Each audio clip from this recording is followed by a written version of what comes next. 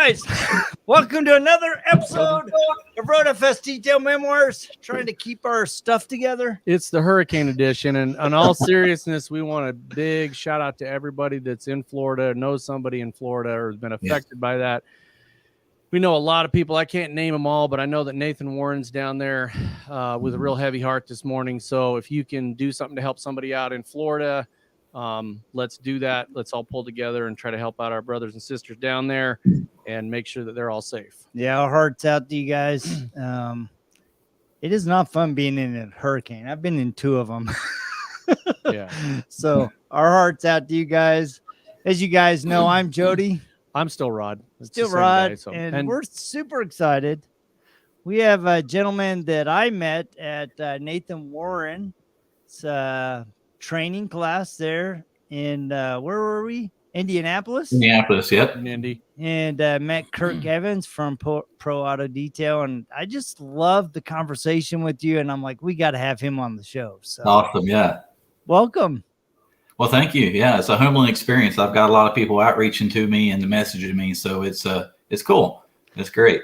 So one of the things that was really fun, we missed having Rod at this training, but one of the things that was really cool that you don't know about was Nathan and I were off on our own, and we were watching you and Carlos and Gamblin and all the other things, and we were talking about you. And one of the things that both Nathan and I noticed about you was, here's a guy that's got 20 years of experience, right? 20 plus years of experience. One, you're still coming to training. Yep. Number two, there were things that you were doing with other people that were attending the class that I'm going, this guy knows his stuff.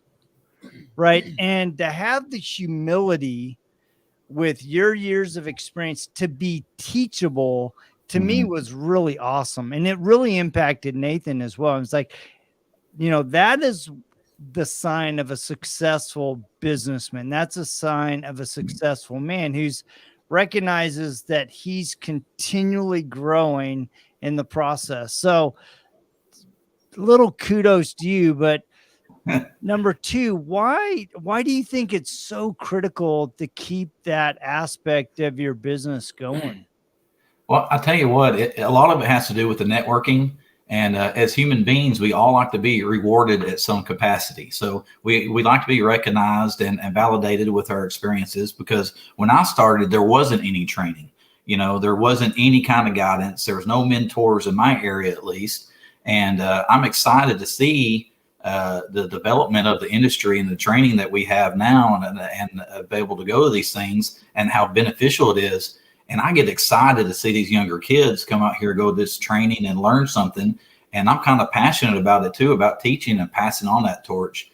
And I wasn't always there. I've humbled myself a lot. I had a big head and big ego and real proud and every secret I wanted to hold on to. And that shouldn't be the case. We should share our knowledge throughout the industry and everybody that reaches out for our help. So just being in it 20 years means that I've just went through the hard knocks, and we have an opportunity. These younger kids coming in here, they can rocket their career ahead 10 years just by going to these trainings. And every training, even for me as a veteran detailer, there's a tidbit you can get out of every class.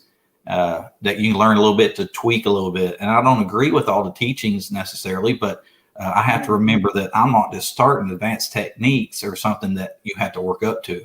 And it doesn't make it wrong or right, but it makes it what works for me. So it's cool to watch that flesh out. Yeah, and I think that's one of those key things is what you said is taking a little tidbit out of every training, right? I've never gone to any kind of a training for anything and not learned something. I mean, there's certain trainings you go to and you knew that. I mean, it's like, yeah, I know. Oh, hey, there's something, and you might have been doing it for 20 years, like you said, but you're going to pick up a technique or something. That's it. Some kind of a compound combination pad thing that you've never picked up before. So what do you suggest that these new guys do as far as picking up their, their trainings? Where do you think they should start? Do they start at a 5-day, a 1-day, YouTube? What do you suggest? Yes, all of it. To compile it together. I mean, really do all of it, but don't claim that you're the best just because you watched 100 hours of YouTube. Okay, the hands-on is where it's at, and kudos to Mike Phillips for doing that. He does hands-on detailing and training, and that's way more valuable than the slides and the pictures and anything you see online. You really need to get to feel that equipment, and each machine is different. So. And the development of the chemicals and processes and technology in the chemicals has changed so much in the past 10 years. It's a whole different world. It's not the same it was, and it's ever developing. And we need to learn how to tweak that. And if there's something better out there that I'm not using, I want to know about it. Yeah. And I think that is one of the advantages of going. We were talking about trade shows right before we got on here, going to the different trade shows, Southern Detailers Conference, MTE, SEMA. You can grab all of those things. You can go and grab every single machine on the market and actually put it in your hands within, 10, 15 minutes and feel which one feels right for you. Jody tells the story all the time. He's right-handed, but we were at a training and he was really struggling with a forced rotation with his right hand on the handle and his left hand on top. And the guy told him switch hands, and so he switched hands. Much better Made a control. huge difference.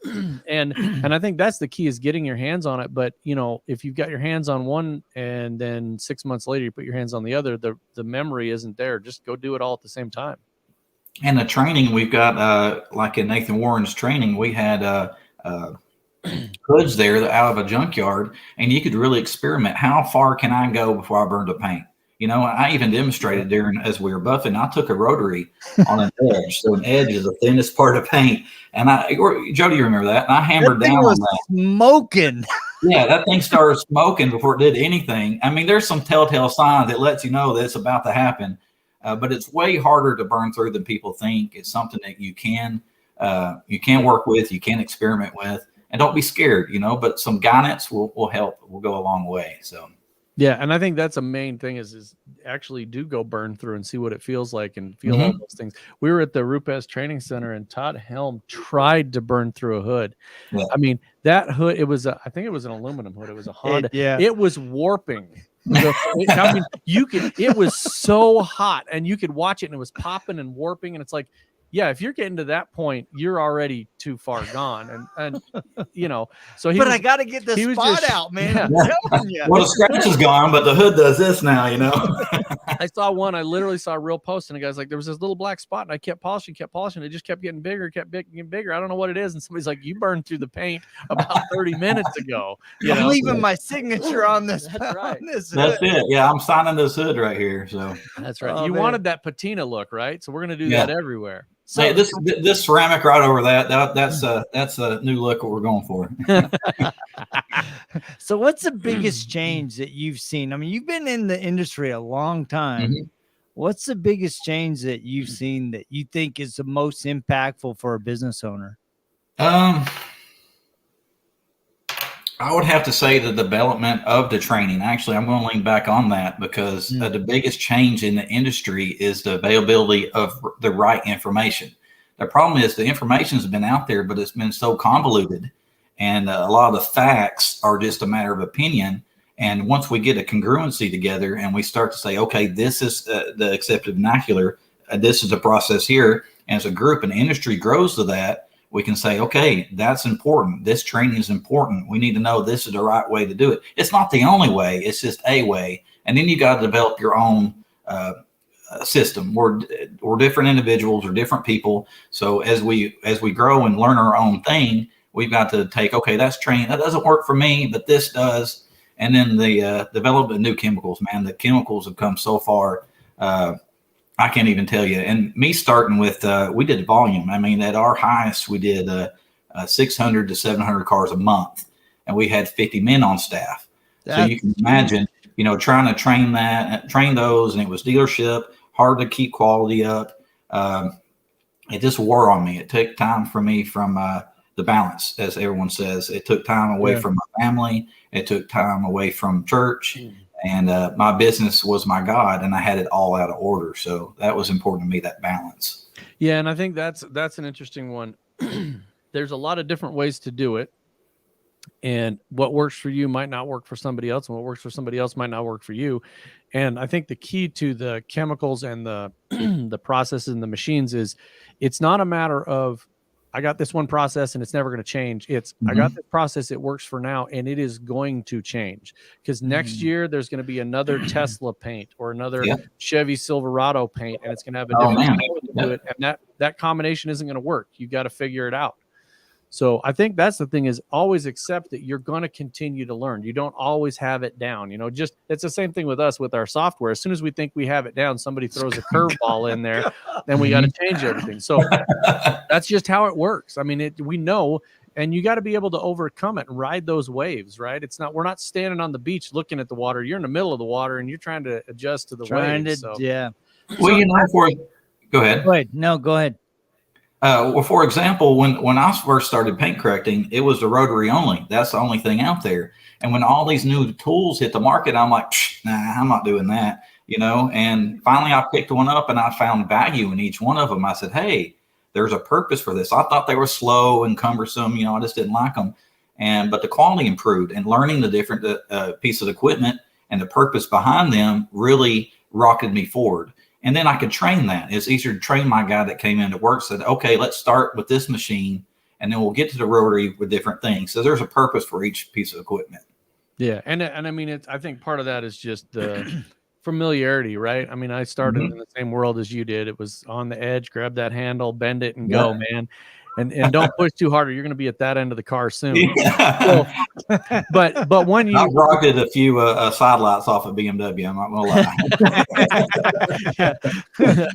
That's right. That's why only 50% of Saabs have that side marker left on them. That's it. Hey, detailers will blame, I'm pretty sure. So, so you hit on something that I think is really important, right? At one point in your business, you were doing 600 cars a month, and now you're more select. You're more of a retail customer.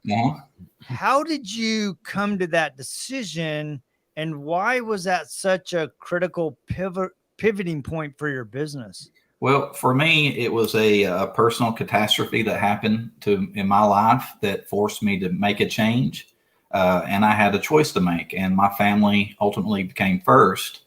And we were about to rocket to a bigger facility. We actually bought property we still own to build a big shop on. And it came to a situation where I had to choose. And I was like, family, 100% family. And at that time, it humbled me and really made me realize I shouldn't be a people pleaser. I should be a family pleaser. Okay, that makes sense. So sure, I like making people happy, but just being the yes guy, making things happen on time, it was drawing more out of me than I was getting out of the business. I'm not talking monetary reasons. It was good money, and there's still good money in what I'm narrowed down into now. But it's not as taxing on the body. You know, it's not as taxing on the mind, taxing on your family, because one thing you can't do, and I say this on repeat, no matter how much money you have, you can't buy time. So time is the most valuable asset on earth.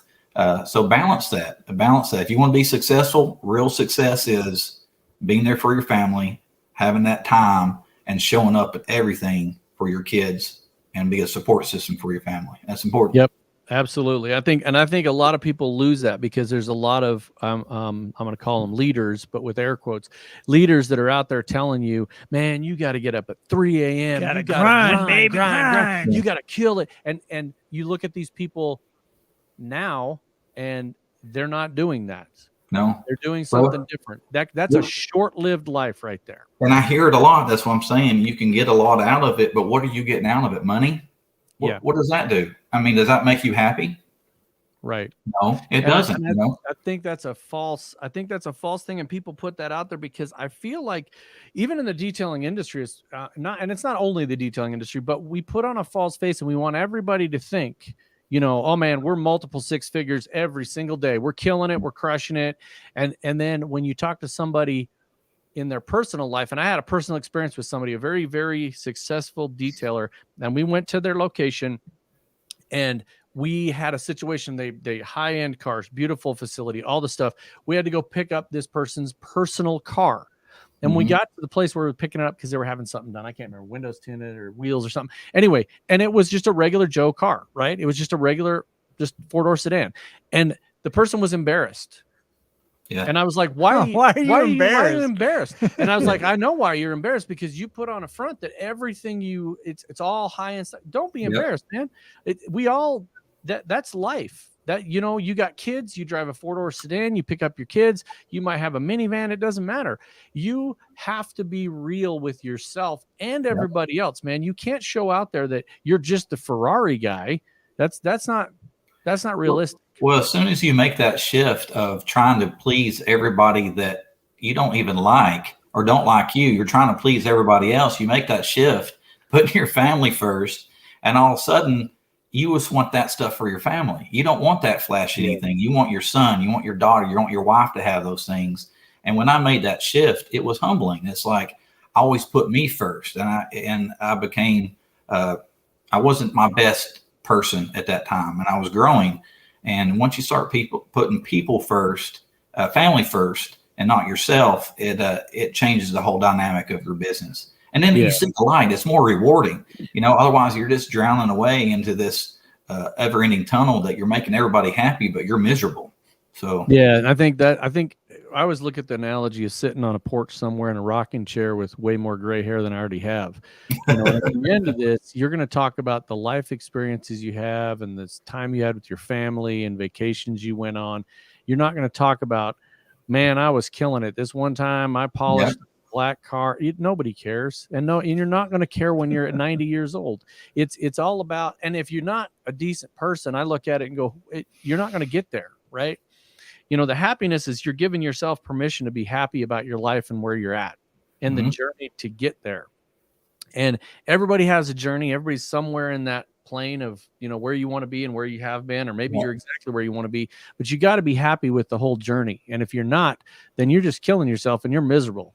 And don't beat yourself up by trying to be like that guy. He has a flashy shop or whatever. Don't worry about it. It just doesn't matter. It just does not matter. They're impressing people in the industry and certain people that you'll never meet. It just doesn't matter. Do what makes you happy, and that's going to make you successful. And it's not about that monetary number. That will come. If you're happy and you're passionate about what you do, the money will come. Be happy first. Be passionate. The money will come. Just don't try to be a people pleaser, because they don't care. They're not loyal to you. I think one of the mistakes, especially new guys make, or new gals when they're in the industry, right? They're trying to highlight all of the great work they do, right?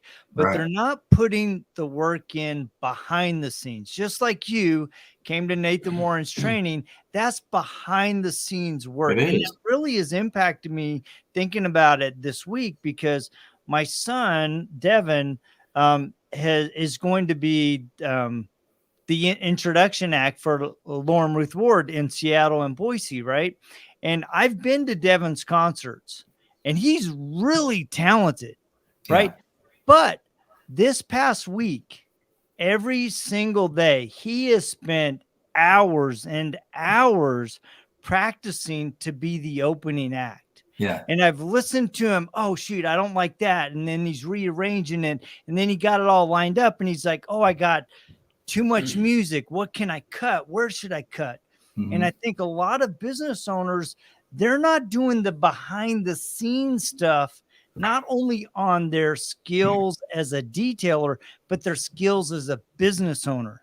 I mean, so when's important. the last time you as a business owner actually went to a seminar, a webinar, a podcast where they were talking about how to become a better businessman? So in light of that, what are the things looking back that you think have really helped you become a better businessman, not just a better detailer? A lot of it was a realization I was trying to hire help. Okay. My first thing was like, I'm getting so big. I need more help. I need more help. What I should have done was, my first hire should have been an accountant. Okay. My second hire should have been an office person of some capacity. Answer the phone, emails, check all that out. That way I'm available. I'm not on the phone all the time. I'm available in the shop. So if I pick up 1 or 2 more jobs a week, guess what? That pays for everybody. And then you don't have to retrain that. So I think that was an important thing, is trying to grow too quick. And then you have too much work all at once. And you're like, okay, I have all this work. Now what? Now what do I do? I hired 10 people off the street. How do I train them and keep my quality up, keep my good name? So I think it's more important to make sure all your checks and balances were in order. Your account is in order. All your business information is in order. Your mindset's right. Your health is good. You're taking care of yourself. That's way more important than the flashy, shiny car. Okay. That's all the behind the scenes stuff that no one sees. They don't see the hard work and the networking and all that. But if you build a good foundation like that, your business will succeed. And you don't even have to be the best. You just have to be consistent.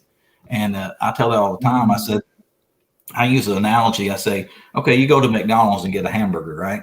You know what to expect. Every time you order that Big Mac, no matter where, that's a Big Mac, right? Is it the best hamburger ever? No, it's not. But you know what you're getting every time you go. The same thing equates right to detailing, or in my instance, detailing. I may not be the best, but my customers get a consistent result. So work on consistency more than the volume or trying to people please. Be consistent, and then you build your customer base. That way, when your customers come to you, they know exactly what to expect. Yep. And I think a key to that is that I learned a lesson years and years and years ago. And it was from my dad, and it pissed me off at the time. Man, I was mad at him. But I used to be a competitive distance runner, like pretty high. I went to the Junior Olympics one year, took 3rd in the nation. Anyway, and I was pretty high on myself. I was real young, and I was going to go to this race, this big race. And my dad told me, he goes, there's always going to be somebody that's better. And I was like, well, damn, there's some support. Thanks, Pop. And it pissed me off. But when I realized he's right, if you're focusing on being the best, that is a futile effort, because you're only going to be the best for a short period of time. And as soon as you're the best and you train your employee and they do better than you, you're not the best anymore. And if that's all you're focused on is being the best, then that's short-lived. And like you said, focus on being a successful business person and pleasing your customers. That's the people you should be pleasing, not the shop down the street. Partner with the shop down the street. Say, hey, look, I know sometimes you're going to be busy and I'm going to be too busy. And I'll tell you what, when you come over, if I'm too busy, if you come help me do this boat, it's a 32-foot boat. I don't have time to do it myself. I'll split it with you. Whatever. Yeah.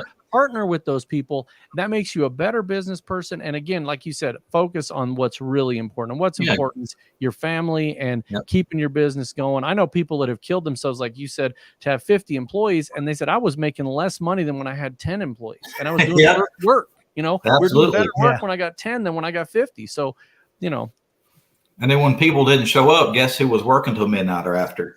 Yeah. Oh, yeah. Absolutely. Schedule the day up and 5 guys don't show up. And then the boss man has to stay. And I was like, my wife was going to sleep alone. My kids didn't get to hug my neck goodnight. It's not worth it. It just wasn't worth it for me. And the main focus should be just, take care of yourself, and then customer service, customer satisfaction. And then the skills and everything will come. I mean, just don't oversell yourself saying, hey, I've been doing this a year. I'm passionate about it, whatever the case may be. I'm learning, I'm training. Here's my work. I stand behind it. If I don't know how to do something, I say it. It's easy. The guy starting out, don't oversell yourself. You can't be the best. Even if you are the best, you can't be the best in a year or 2 years or 20 years. It's just, you need to just dial it back a little bit. You can be good and support the industry. And even locally, I support local detailers in my community. There's thousands and thousands of cars. I can't do them all. You should support that guy. And if he doesn't know what he's doing across town, he should feel comfortable enough calling you saying, hey, brother, I need some help. What do I do here? Or I goofed up. What can I do? Well, number one, you tell the customer you goofed up. You don't hide it. I see so many people hiding things. They're like, oh, well, you think they'll notice this? Yes or no, but does it matter? You need to take care of the customer and say, hey, I goofed up. Let me fix it. And it's important, taking care of the customer, being honest, integrity. Those are all big words to use in being successful in business long term. Right. And I think a lot of people feel like they're going to jump into this industry and it's quick money, man. I can do this. I can grab a bucket and a mitt and I can hit the road. And now I got a business and I can make some fast money. People are doing ceramics for thousands of bucks. It can't be that tough. I'll figure it out. And that's great. Have that attitude, but also you need that humility. And I think humility is a lot of what is missing from any industry, but I see a lot of people that, man, they need to have a little piece of humble pie.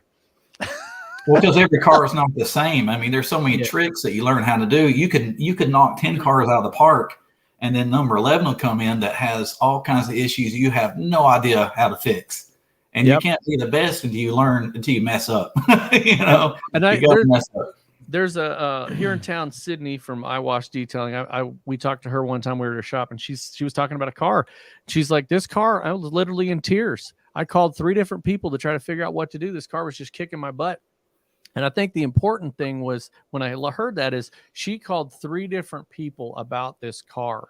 Yeah. She didn't just sit there and fight it and keep trying stuff. She's like reaching out to somebody. We tell people that here in our business, and there's 12 people at Zenware that write software, and we're like, if you get stuck, raise your hand. We have more. You got a telephone, you got an internal, you got a computer. Get hold of somebody and say, I'm having trouble here. Don't just sit there in a corner and try to figure it out, because it's not going to come to you. There's no magic, you're not going to through osmosis get the problem solved. You're either going to mess it up and have a mistake, or you're going to figure it out, or reach out to someone that can figure it out. And I'm here for everybody in the industry. I may not know the solution, but I can tell you sometimes how to save your own hide, Yes. And we've been putting the number on the bottom of the screen right there, 931-260-1011. And I think that's the key. That's really important. Shoot me a text. Yeah. Just send me a message. I'm here to help. The IDA is another one. You can go to the IDA, you can go to their website, you can find detailers anywhere in the world. So, find people that can help you out, or like I said before, partner with somebody that you can have as a go-to person. Have a mentor. At any point in your career, you should have a mentor. People lean on. Yeah, exactly. I think it's important. I think a lot of times business owners and detailers and just people in general, we are ashamed when we don't know the answer, right? We feel like, we're not measuring up. But a lot of times it's just that you haven't confronted that trial, that challenge, that experience yet, right? And so allowing yourself the opportunity to move through that experience, to learn, to raise your hand, to ask questions. It's just like right before, we went on live, I walked over to get some water, and our newest employee, who's been with us about a year, he's actually walking, pacing. And I'm like, Andrew, are you okay?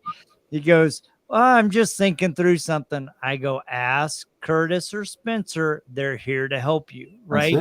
And I think a lot of times we get stuck in that mode where we have to solve it, when within reach, there are people with experience, with knowledge, with a willing heart to help you. Yeah. You just have to be humble enough to go, I need some help. Swallow your pride. I mean, we're never too skilled or developed to ask for help. No matter what walk you are, even at my rate, if I don't know something, there's somebody out there that does, and I may get beat up over it. I may get smashed or made fun of, but that's okay. It's a learning curve. It's a thing we develop, and it's humble pie. You just can't be too proud to ask for help. We can't do it alone. There's a couple of groups that I've seen do this, and they do it really well. One of those groups is going to be the guys at PNS Detail Products, Dave and Bob Phillips. I watch those guys. They've got so many years of experience, and I watch Dave experiment with stuff. And when something goes bad, he wants to know. He's right in there. He's like, what did you use? What's the temperature? Where's this at? And he really wants to know, because he wants to improve that. And I've always been really super impressed with just their humility and their ability to look at a product and try to fix it. And the other one was at the RoadFS Training Center, where there's a training class going on. They got students over here, but 3 of the people from RoadFS are working on this hood with RoadFS products, and they're trying to figure out new things and new combinations and what's going on. And they literally they're so humble about what they're trying to get out of it. How can we make this product better? And those two experiences from those two different companies and providers, I think that's the kind of the attitude is, if you're hungry, you're always learning. Everybody on the camera, everybody's watching, just say with me, I'm an idiot and I'm just learning how to do this. You got to kind of look at that and say that how do I do this? I know that I was working on a boat of my own, and I reached out to Nathan Warren because he's got tons of years of experience, and I'm like, Nathan, are they supposed to be this hard to work on? Is this supposed to he's like, he's like, hang in there, brother, man. Joko, baby, he's Joko. Like, that's right. Now you know why I got all those muscles popping out. That's right, man. And I think that's the thing, is being open to getting that information from somebody else. If you're closed off, if you're, you're not going to receive that information. And I mean, you gotta give yourself permission to be humble. So if there is a path to success, it's not alone. If there is a path to being the best, it's not alone. It's reaching out. It's figuring out, constantly developing. The best companies in the industry are constantly fine tuning things, and there's nothing wrong with it. They're saying, "Hey, that really didn't work so good. We're really good, but that really didn't work. We got to change something." And data. Let's analyze this. Let's test this. Let's try that. So that's the path to being the best, if there is one. So it's subjective, I guess. And like you mentioned at the very beginning, hiring the right people to do the job. Everybody's not an accountant. Everybody's not a bookkeeper. Everybody is not a lawyer. Everybody, I mean, you can't be all things to all people. You're going to be. You can't expect that hire to be as passionate about your business as you are. See, that's the problem we make too. We're like, okay, why isn't this guy staying after? Why isn't he doing the extra mile? Because he's not the business owner. He's good at what he does, but he's not passionate like you are. You can expect that. So, set realistic expectations for your employees too when it comes to that. But do what you do well first. Hire all the other things we're not good at as detailers. At least I'm not. Bookkeeping and all that stuff, all the tax stuff. Hire someone, and then do the extra work. Stay off the phone. Be in the shop. And then see if that doesn't help you out first. Yeah, that's awesome. Well, we want to thank you for taking time to visit with us. Yeah. If there were one or two final tips that you think are critical for a business owner, what would those tips be, or tip? I think it's going to be on repeat for me, because it's been a full circle experience for me. No matter when you're starting everything, balance your time. Make time for family and your loved ones and friends. Take care of yourself. Unfortunately, as men, there's not a lot of venting areas. We're supposed to bottle everything up. But if we network, we have people in similar circumstances that we can flesh out with, so we can say, man, I'm struggling. I don't know what it is. I just can't get it together. Find that individual, that personal mentor. Get that taken care of, because if you're healthy and happy, you're doing good business. If you're miserable, your business suffers. I mean, that's it. I think that's going to be tried and true. That's the main foundation. Take care of yourself and your family and your loved ones, and make time for them. Everything else will come. If you're passionate about it, you'll figure it out. Go to training, of course, do all the things, check all the boxes. That's important as well. But if you're miserable, you're not soaking it up. You're not doing your best. You're not your best example. So, and don't worry about what everybody else is doing and what everyone else thinks. Set a goal, break that goal. Set another goal, break that goal. Constantly grow. Don't ever settle where you are unless that's where you want to be. And it's okay to downsize too. It's okay to get smaller or redirect your business. Be flexible, be adaptive. These are all key things for me that I do on a daily basis, is being flexible. Just don't be so stubborn and drive yourself out of business. Yep, that's awesome. Absolutely. Well, thank you so much for taking the time. Thank you, guys. Yeah. Yes. So how do people get in touch with you? You can mainly I operate off Facebook. If I do a lot of social media that way, I do have an Instagram. My cell number is probably the quickest and easiest way to get direct with me. If you want to call me or chat or got any questions, I'm here to help at any capacity. I'm going to be making a point to go as many trainings and different things as the years come. It's great. I'm bringing my wife with me, and we're getting to meet some really great people. And as that grows and that networking grows, I think And as the industry grows, we'll all have be able to lean on each other. So I'm just a part of the puzzle. I'm not I'm just a piece. Yep, absolutely. That's Well, there you go. I really appreciate it. Now I even feel worse that I wasn't in Indy, but hey, thanks for that. So we'll be at MTE though, right? We'll be there.